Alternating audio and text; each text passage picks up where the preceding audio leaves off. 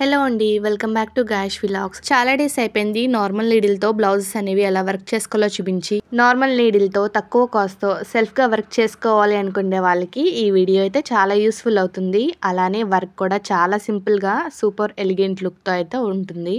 ఒక simple plain శారీకి ఇలా వర్క్ బ్లౌజ్ వేస్తే శారీ అలానే బ్లౌజ్ కూడా చాలా మంచిగా ఎలివేట్ అవుతుంది. అలానే వర్క్ బ్లౌజ్ వల్ల టోటల్గా శారీ అనేది చేంజ్ అయిపోతుంది. శారీ కూడా మంచి లుక్గా చాలా బాగా కనిపిస్తుంది. సో ఈ వీడియోలో అయితే మీ అందరికీ చూపించబోతున్నాను. ఇంత మంచి డిజైన్ అనేది నార్మల్ నీడిల్తో ఎలా చేసుకోవాలో. తప్పకుండా మీకు కనుక వీడియో నచ్చితే సబ్స్క్రైబ్ చేసుకోండి, లైక్ చేయండి. మీరు సబ్స్క్రైబ్ చేసుకునే దాన్ని బట్టి నేనైతే ఇలాంటి simple and easy work videos అయితే మీకోసం చేస్తాను. అలానే ఈ వీడియో మీకు కనుక నచ్చినట్లయితే తప్పకుండా లైక్ చేయండి. అలానే నచ్చకపోతే డిస్లైక్ చేయండి. ఎందుకు నచ్చలేదో కూడా కమెంట్ చేయండి. ఇప్పుడైతే నేను మీ అందరికీ వర్క్ అనేది ఎలా చేయాలో చూపిస్తాను. చాలా తక్కువ టైంలో అయిపోతుంది, బ్లౌజ్ కూడా ఈజీగా ఉంటుంది. అలానే వీటికి కాస్ట్ ఎంత పడుతుందో కూడా నేను వర్క్ చేస్తున్నప్పుడు అయితే చెప్తాను. తప్పకుండా లాస్ట్ వరకు చూడండి. ఫస్ట్ ఈ స్క్వేర్ షేప్ మిర్రర్ అండి. ఇవి వచ్చేసి 20 to 25 స్క్వేర్స్ అనేవి పడ్డాయి. అలానే రౌండ్ షేప్ కూడా ఉంటాయి. అవి వచ్చేసరికి 20 to 25. టోటల్గా 50 to 60 round and square shape mirrors అయితే ఒక బ్లౌజ్ పీస్కి కరెక్ట్గా సరిపోతాయి. ఇవి వచ్చేసరికి మనం గ్రామ్స్ కింద అయితే పర్చేస్ చేయాలండి. 20 grams అలానే 30 grams అలా పర్చేస్ చేయాలి. రౌండ్ షేప్ 20 to 30 grams అయితే సరిపోతాయి. 10 grams 10 to 15 రూపీస్ కాస్ట్ అయితే పడతాయండి. ఎక్కువ కూడా కాస్ట్ ఏమీ పడదు. సో ఇప్పుడు బ్లౌజ్ అనేది ఎలా వర్క్ చేసుకోవాలో చెప్తాను. ముందుగా స్క్వేర్ షేప్ మిర్రర్ వచ్చేసి ఇలా డైమండ్ షేప్లో అయితే క్రాస్గా అయితే స్టిచ్ చేసుకోండి. ఇలా గమ్తో కానీ గ్లూతో కానీ అంటించుకున్న తర్వాత ఫస్ట్ వీ షేప్ వచ్చేసి ఇలా స్ప్రింగ్స్ ఉంటాయి కదా మనకి, గోల్డ్ స్ప్రింగ్స్, అవి వచ్చేసరికి 10 grams 10 రూపీస్ పడతాయి. అలా గోల్డ్ స్ప్రింగ్స్ వచ్చేసి కొంచెం చిన్న సైజులో అయితే కట్ చేసుకోండి. కట్ చేసుకున్న గోల్డ్ స్ప్రింగ్స్ని ఫస్ట్ వీ షేప్లో అయితే స్టిచ్చింగ్ చేసుకోండి. బార్డర్లో వచ్చేసరికి ఒక షుగర్ బీడ్ అయితే నీడిల్లోకి ఎక్కించుకోండి, స్టిచ్చింగ్ చేసుకోండి. వీటికి మధ్యలో అయితే నాట్ వేసుకోవడం మాత్రం మర్చిపోకండి. ప్రతిదానికి మీరు కింద నాట్ అనేది వేస్తే స్టోన్స్ అనేవి కదలకుండా ఉంటాయి. ఇప్పుడు స్క్వేర్ షేప్ ఎడ్జ్ నుంచి ఒక స్ప్రింగ్ అయితే ఎక్కించుకోండి. వాటికి ఒక లీవ్ షేప్ కింద ఫస్ట్ కొంచెం పెద్ద సైజ్ స్ప్రింగ్, ఆ తర్వాత కొంచెం చిన్న స్ప్రింగ్ క్రాస్గా అయితే స్టిచ్ చేసుకుంటే ఒక లీవ్ షేప్ అనేది వస్తుందండి. అలా స్టిచ్ చేసుకోవాలి. ఇప్పుడు లెఫ్ట్ సైడ్ పార్ట్ అనేది ఎలా స్టిచ్ చేసుకోవాలో చూద్దాం. వీ షేప్లో అయితే స్టిచ్ చేసుకోండి. ఫస్ట్ మీరు గోల్డ్ స్ప్రింగ్ అయితే ఇలా నీడిల్లోకి అయితే ఎక్కించేసుకోండి. ఈ స్ప్రింగ్కి మీరు సెంటర్ పార్ట్ అయితే ఎక్కడుందో అక్కడ నుంచి మీరు ఇలా ఒక నీడిల్ అయితే ఇలా కింద నుంచి పైకి అయితే తీసి కింద థ్రెడ్ని మాత్రం మొత్తం టోటల్గా పైకి అయితే లాగేకండి. కొంచెం చేతిలో అయితే నాట్ వేయడానికి అయితే ఉంచుకోండి. మీ లెఫ్ట్ హ్యాండ్లో కొంచెం దారాన్ని అయితే ఉంచుకోండి. ఇలా రైట్ హ్యాండ్లో ఉన్న థ్రెడ్ని కిందకి దింపి కింద అయితే నాటు వేస్తే ఈ స్ప్రింగ్స్ అనేవి ఊడకుండా ఉంటాయి. అలానే ఎక్కడ కూడా మూవ్ అవ్వకుండా ఉంటాయి. ఇలా కింద 2-3 knots అయితే వేసిన తర్వాత ఇప్పుడు వాటి మధ్యలో నుంచి ఇలా థ్రెడ్ అయితే లాక్కోండి. ఇలా థ్రెడ్ బాగా పైకి తీసిన తర్వాత ఒక గోల్డ్ స్ప్రింగ్ అయితే థ్రెడ్లోకి ఎక్కించుకోండి. 2 mm సైజ్ వైట్ బాల్ అనేది ఇలా థ్రెడ్లోకి అయితే ఎక్కించుకోండి. నాట్ అయితే వేయండి.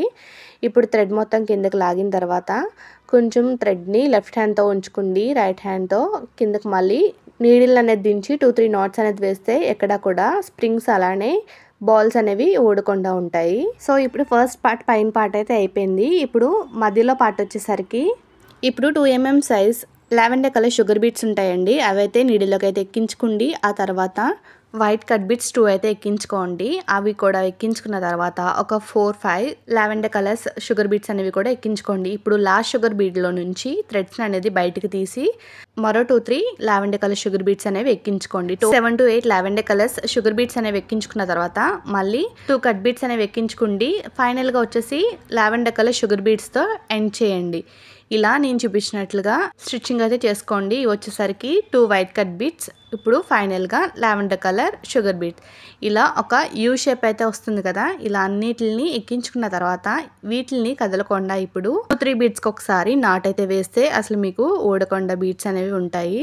ఇలా ప్రతి బీడ్కి 2-3 బీట్స్కి ఒకసారి నాట్ అనేది వేసుకోండి. మీ లెఫ్ట్ హ్యాండ్లో కొంచెం థ్రెడ్ అయితే ఉంచుకోండి. రైట్ హ్యాండ్తో కిందకి థ్రెడ్ అనేది లాగి 2-3 బీట్స్కి ఒకసారి నాట్ అనేది వేస్తే ఈ షుగర్ బీట్స్ అనేవి అసలు కదలకుండా ఉంటాయి. మీరు ఎంత రఫ్గా ఈ బ్లౌజ్ అనేది యూస్ చేసినా సరే కదలకుండా ఊడకుండా ఉంటాయి. ఇప్పుడు ఈ వైట్ కలర్ కట్ బీట్స్ అనేవి యూస్ చేయండి. ఈ వైట్ కలర్ వచ్చేసి మీరు కొంచెం పెద్ద సైజ్ కట్ బీట్స్ అయితే తీసుకోవాల్సి ఉంటుంది. ఫస్ట్ మీరు యూ షేప్ అయితే స్టిచ్ చేశారు కదా, వైట్ కలర్ చిన్న కట్ బీట్స్ అవి. ఇప్పుడు నేను స్ట్రైట్గా స్టిచ్ చేసేది కొంచెం పెద్ద సైజ్ లావ్ సైజ్ కట్ బీట్స్ అండి. సో క్లారిటీగా అబ్జర్వ్ చేస్తే మీకు డిఫరెన్స్ అనేది తెలుస్తుంది. కొంచెం లాగా పెద్ద సైజ్ కట్ బీట్స్ అనేవి తీసుకోండి. ఒక పెద్ద సైజ్ కట్ బీట్, అలానే ఒక షుగర్ బీట్, మళ్ళీ కట్ బీట్ అనమాట.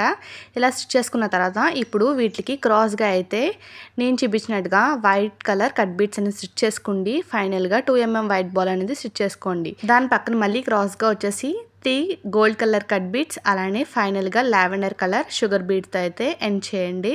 ఇప్పుడు దాని పక్కన క్రాస్గా వచ్చేసి ఇలా కొంచెం పెద్ద సైజ్ గోల్డ్ స్ప్రింగ్ అయితే స్టిచ్ చేసుకోండి. ఇలా పైన మనం ఎలా క్రాస్గా అయితే లీవ్ షేప్ కింద అయితే స్టిచ్ చేసామో అదే టైప్లో మళ్ళీ ఇలా కింద కూడా అయితే ఒక లీవ్ షేప్ కింద అయితే స్టిచ్ చేయాలి. ఫస్ట్ కొంచెం పెద్ద స్ప్రింగ్ అయితే కట్ చేసుకోండి. ఆ తర్వాత కొంచెం చిన్న స్ప్రింగ్ ఇలా క్రాస్గా అయితే స్టిచ్ చేసుకుంటారండి.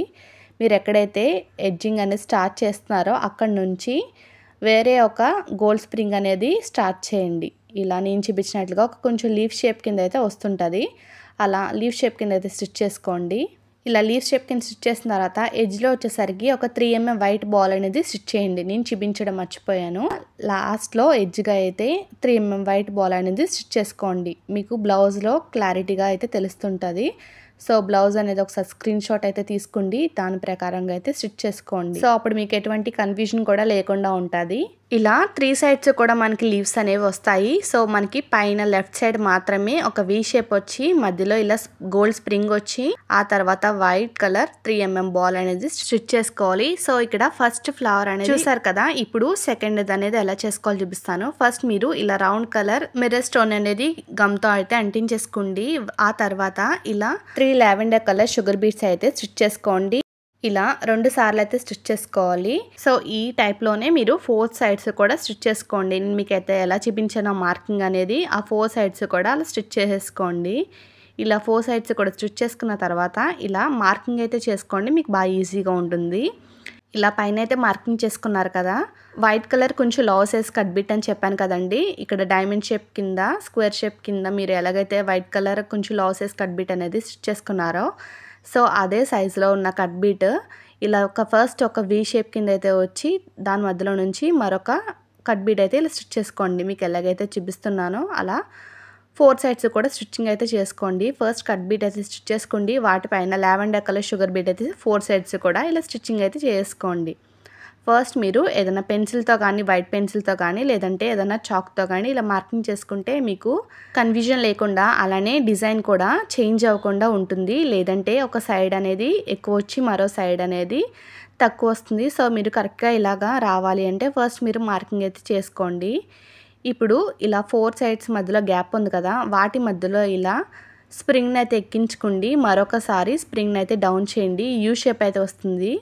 ఇలా యూ షేప్ వచ్చిన తర్వాత ఇలా వాటి మధ్యలో ఇలా నాటైతే వేయండి. నాటైతే వేస్తే ఈ స్ప్రింగ్ అనేది పైకి లేవకుండా ఉంటుంది. ఇలా గోల్డ్ స్ప్రింగ్ యూ షేప్లో అయితే స్టిచ్ చేశారు కదా.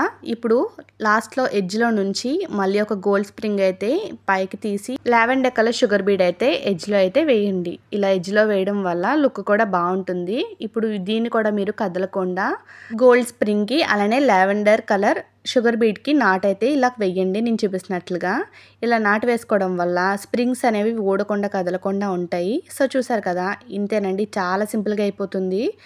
సో ఫస్ట్ వచ్చేసి ఒక ఫ్లవర్, తర్వాత ఇంకో ఫ్లవర్, తర్వాత మీరు ఫస్ట్ స్టార్ట్ చేసిన ఫ్లవర్, ఇలా 2 ఫ్లవర్స్ని మొత్తానికి ఇలా స్టిచ్చింగ్ అయితే చేసుకోండి. అంతేనండి, చాలా సింపుల్గా అయిపోతుంది.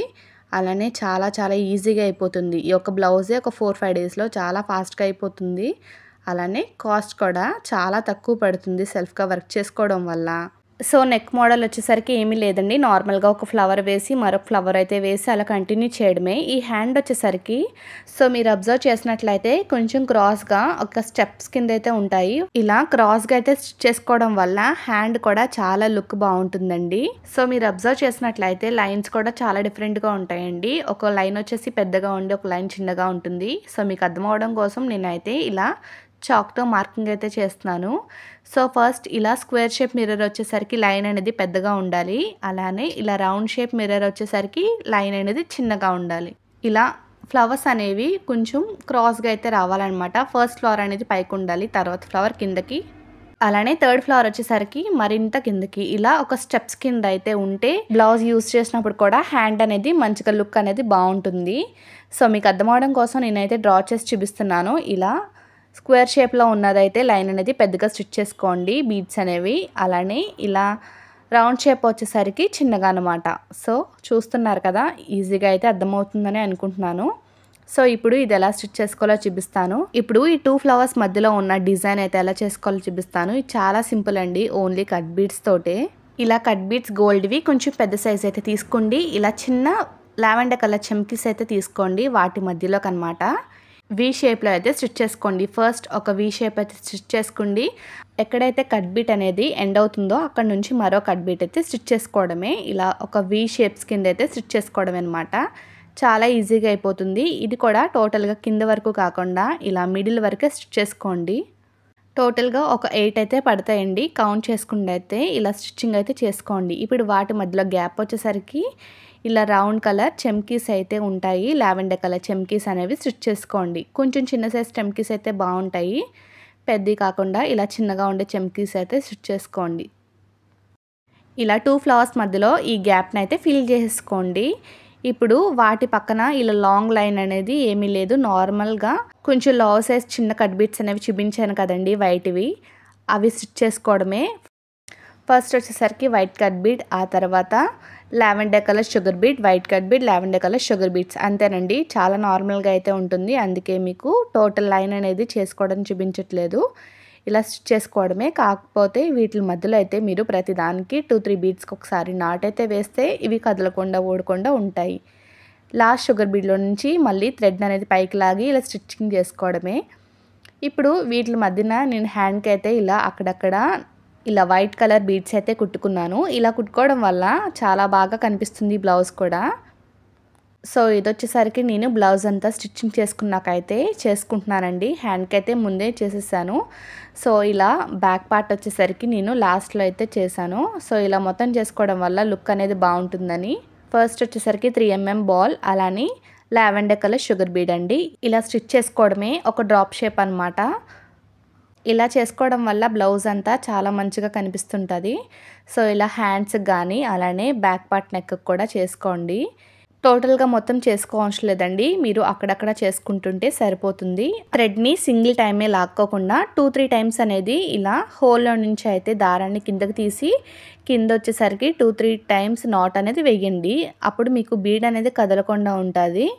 సో మీరు సింగిల్ నాట్ అనేది వేస్తే మాత్రం బీడ్ అనేది లూజ్ అయిపోతుంది. ఇలా 2-3 టైమ్స్ అనేది దారాన్ని హోల్లో నుంచి కిందకి లాగిన తర్వాత కింద కూడా 2-3 టైమ్స్ నాట్ అనేది వేయండి, అప్పుడు గట్టిగా ఉంటుంది. అంతేనండి. ఇలా అక్కడక్కడ స్టిచ్ చేసుకోవడం వల్ల బ్లౌజ్ కూడా మంచిగా కనిపిస్తుంది, లుక్ కూడా బాగుంటుంది.